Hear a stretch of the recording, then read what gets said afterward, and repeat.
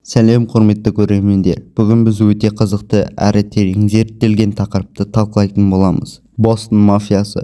Ұйымдасқан қылмыс пен мафияның тарихы бізге тек фильмдер мен кітаптардан ғана белгілі емес.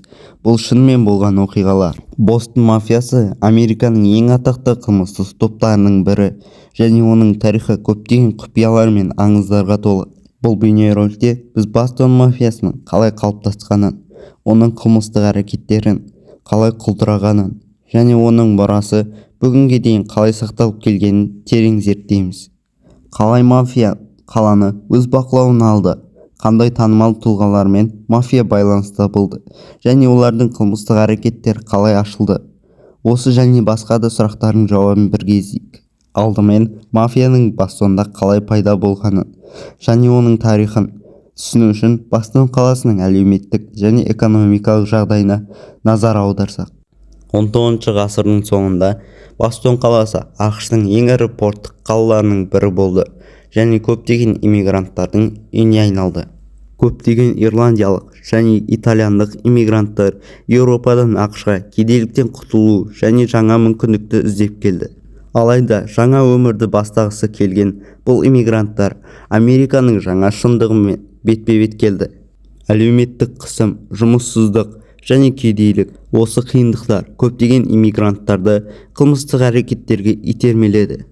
Қалада контрабанда, заңсыз құмар ойындары және рекет тез тарала бастады. Осындай жағдайларда ұйымдасқан қылмыстық топтар пайда бола бастады. Бостон мафиясы ең алғаш рет итальяндық және ирландиялық қылмыстық топтардың әрекеттері арқылы танымал болды. Итальяндық мафия Бостонда 20 ғасырдың басында пайда болды және ең алғашқы мүшелері Италияның оңтүстігінен келген иммигранттар болды. Солтүстік жағалауда орналасқан итальяндық қылмыстық топтар алғашында заңсыз құмар ойындары, бопсалау және рекетпен айналысты. Бірақ кейінірек бұл топтар өз әрекеттерін кеңейтіп, қаланың көптеген салаларына ене бастады. Итальяндық мафияның Бостондағы ең ықпалды кезеңі Реймонд Патриарка басшылық еткен уақытпен тығыз байланысты. Реймонд Патриарка Бостон мафиясының ең танымал және ең қауіпті басшыларының бірі. Ол Нью-Йорк, Англия қылмыстық отбасының басшысы ретінде танымал болды. Оның билігі тек Бостонмен шектелмеді. Ол Провиденс қаласында да өз ықпалын жүргізді.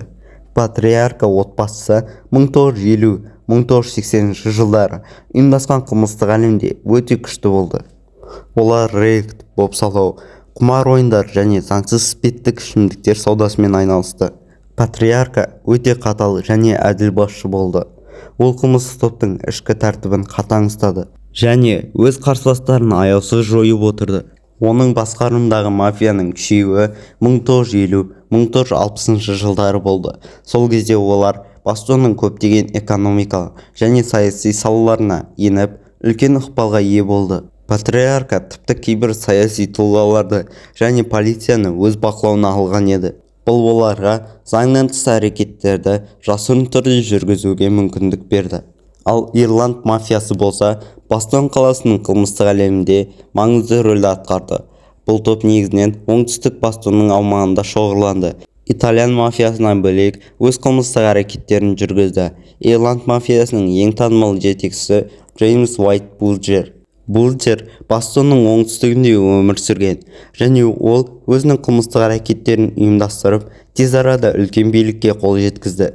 Оның басшылығындағы топ құмар ойындар, рекет және есірткі саудасымен айналысты.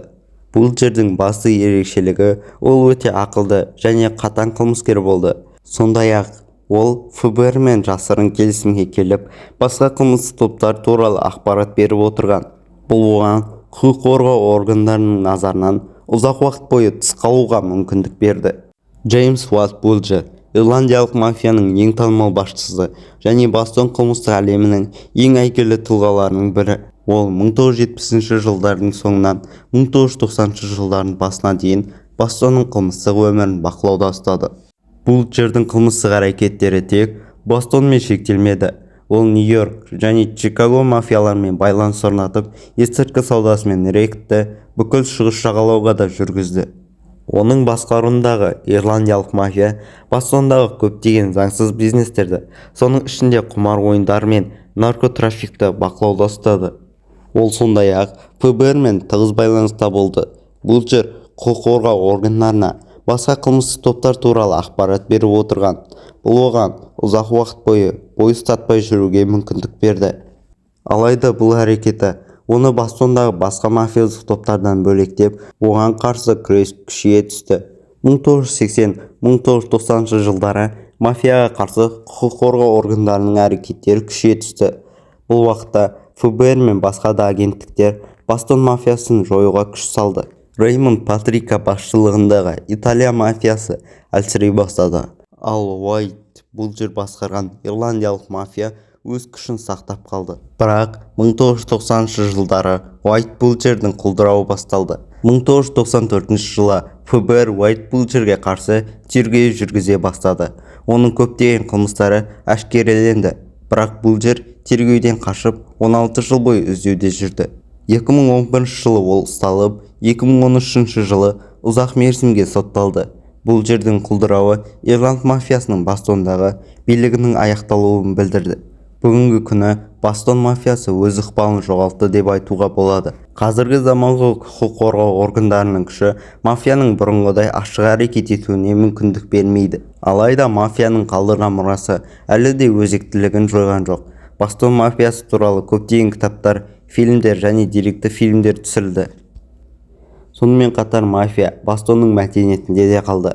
Бұл қылмыс топтардың тарихы тек қараңғы қауіпті жағын ғана көрсетіп қоймайды. Сонымен бірге ол қаладағы саяси және экономикалық жағдайды қалай өзгерткені де айқындайды. Ұйымдасқан қылмыс тек қылмыскерлердің әрекеттері ғана емес, сол уақыттағы қоғамның әлеуметтік жағдайын көрсеткіші болды.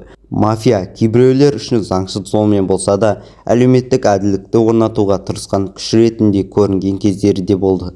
Әсіресе иммигранттар үшін мафия кейбір жағдайларда мемлекет пен билікке қарсы тұрудың бір жолы болды. Осы видеоға лайк басып, біздің каналға жазылыңыз. Келесі видеоларда тағы да қызықты тақырыпты талқылаймыз.